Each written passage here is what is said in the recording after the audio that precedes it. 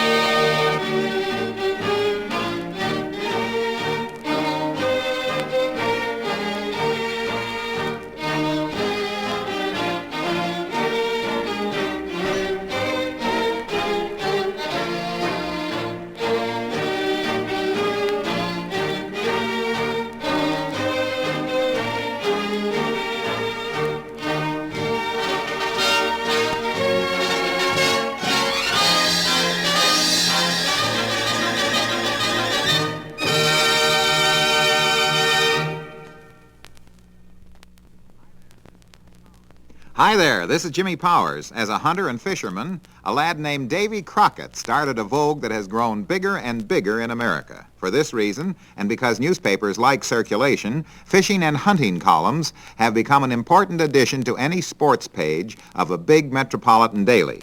Well, Grantland Rice knew his share of hunting and fishing. As a native Tennessean, Davy Crockett's state too, Granny knew something about rifles, lines, and lures. But let's listen to him tell it. And so with a warm salute to the young in heart spirit of Grant Rice, I take up his narrative from the tumult and the shouting and read in first person.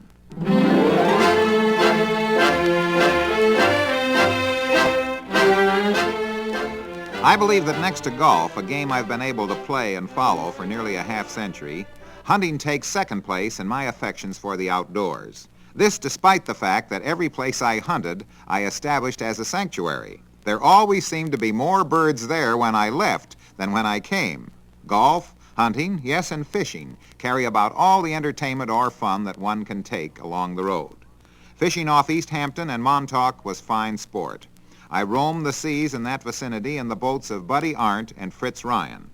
Our favorite target was bluefish, a game, hard-fighting fish ranging from 2 to 10 pounds.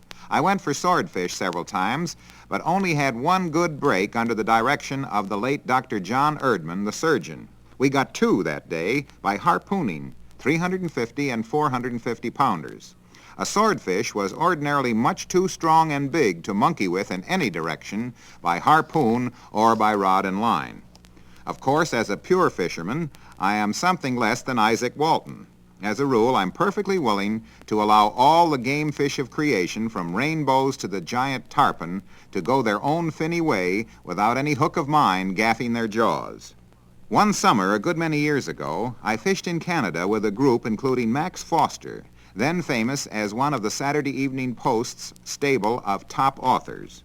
We had fished the Miramichi River for salmon, caught few, and on the return trip stopped over at Montreal. One of the Montreal papers sent a young writer around to interview Foster. Max was out. Answering the phone, I told the boy to come up, and I posed as Foster. When he asked about fishing, I replied it was pretty good, but that we had had a difficult time getting enough worms. Foster naturally would never have been so plebeian as to use worms for bait. I also talked about poles instead of rods, rubber boots instead of waders, and so on. When the interview appeared in the paper, as attributed to him, Max wanted to kill me. Hunting with me always had to be divided 3 ways: quail, duck, and wild turkey. Quail shooting is the most dependable diet, but when it comes to the big thrill, the wild turkey takes over. I have followed this great bird from 16 to 25 pounders in many states from Maryland to Georgia. Also in December of 1950, Red Smith and I hunted the gobbler on the King Ranch of Bob Clayburgh, where Maxie Hirsch was our guide.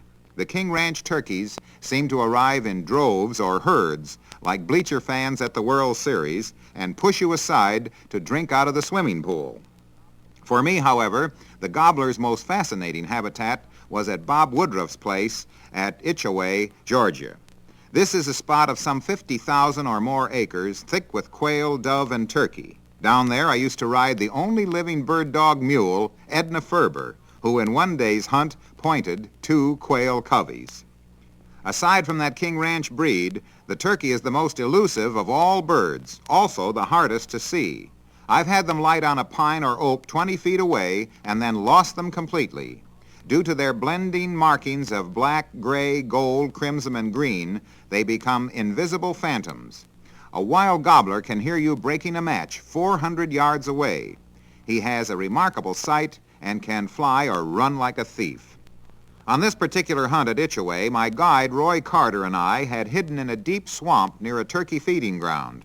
We were there at 3:30 a.m. in the pitch dark, and 15 minutes later it began to pour. The only noise you could hear was the far-off dismal calling of the mourning dove. We waited 2 hours or more for dawn, hardly breathing. It was around 6 when the turkeys came in.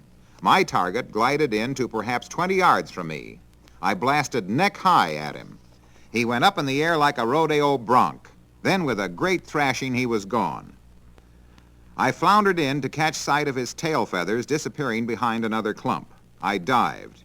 It was like jumping into a thrashing machine. He all but beat me to death with his wings. At this point, it was either the turkey or me. I used my shotgun stock like a bat. Finally, as I came out of there, dragging my prize by his well-wrung neck, I felt like Dempsey after he had finished off Firpo.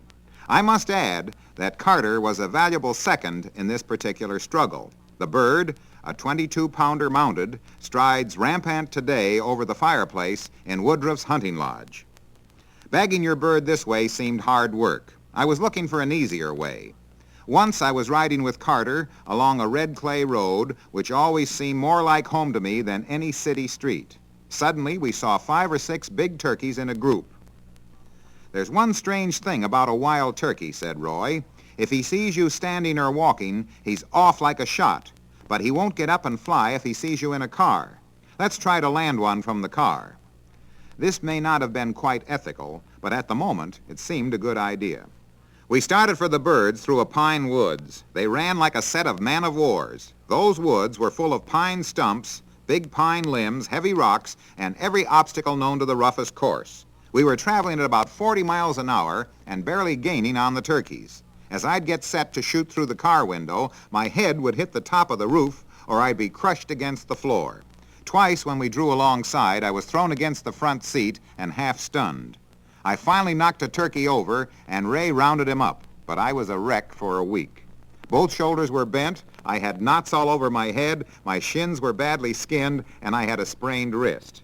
I finally decided there was no easy way to find or kill a wild turkey. They are as different from the tame variety as a tiger is from an Angora cat.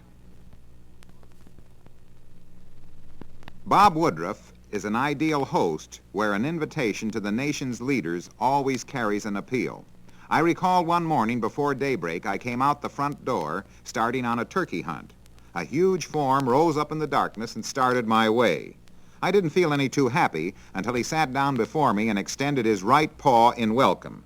It happened to be a Labrador retriever, king-sized. He had the old Woodruff spirit. The rural life of Georgia can be magnificent and varied. In addition to Itchaway, I have often dropped in to see an old friend, Cason Calloway, at Hamilton in the central western part of the state. Son of the late Fuller E. Calloway Sr., who organized the now sprawling Calloway Mills, Cason, after running the textile side of the family interest for years, has more recently devoted his energies to farming his vast acreage near Hamilton. He set out to prove on a vast-scale farm that cotton wasn't all that Georgia could raise, and he proved it both with cattle as well as foodstuffs. More than 5,000 tame turkeys and over 10,000 mallards are full citizens. Then he threw in one of the most attractive golf courses I've seen, plus a few covered barges or boats for his lake that is swarming with fish. Then he invited the public to come in and enjoy it. Cason and Virginia, his very good-looking wife, think nothing of having 400 or 500 guests on stated occasions. It was in December 1950 that Red Smith and I hunted the wild gobbler on the King Ranch in South Texas, ancestral home of Assault and Stymie, and the spawning ground for the King Ranch thoroughbreds, with Bob Clayberg at the helm and his trainer, Maxie Hirsch, in charge. The King Ranch turkeys seem to arrive in droves. These birds indulge in traffic jams of 40,000 birds in one flock. But the rules down there were different. You had to use a .22 caliber rifle and shoot only at the head.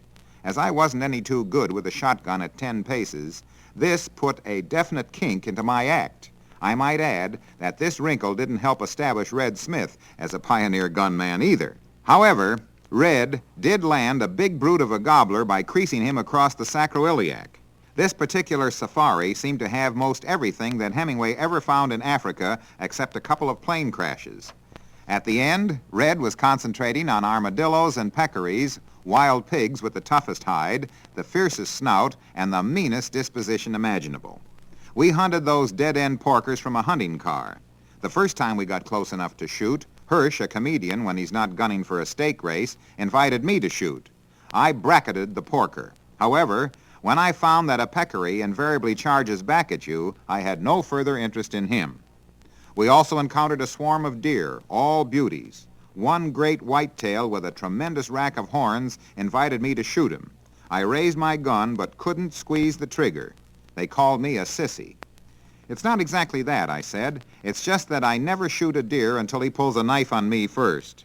Well, that's it for today. Now this is Jimmy Powers transcribed saying so long until next time.